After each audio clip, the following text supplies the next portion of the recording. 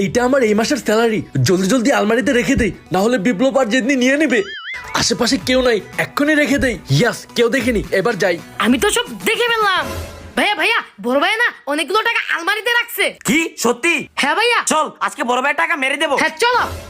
পাজিটা আমার টাকা রাখা দেখে ফেলছে, আজকে এদের উচিত শিক্ষা দিয়ে ছাড়বো।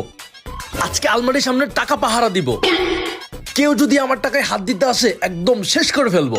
আরে বিপ্লব, ভাইয়া তো টাকা পাহারা দিচ্ছে। কি রে, তোরা এখানে ফুচকি পারতেছিস কেন? না ভাইয়া কিছু না, এমনি। তা তুমি এখানে কি করো ভাইয়া? তোকে বলতে হবে, যা এখান থেকে।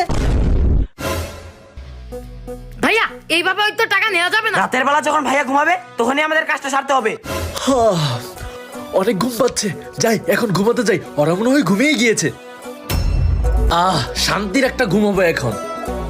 বড় ভাইয়া ঘুমিয়ে গেছে, এটাই আমাদের সুযোগ। এখন টাকাটা আমরা চুরি করবই। হ্যাঁ চল চল।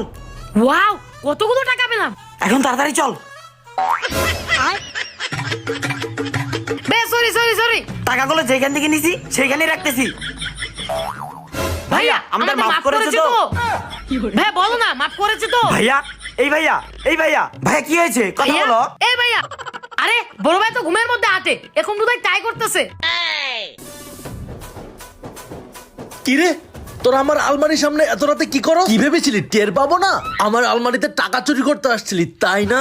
দাঁড়া আজকে।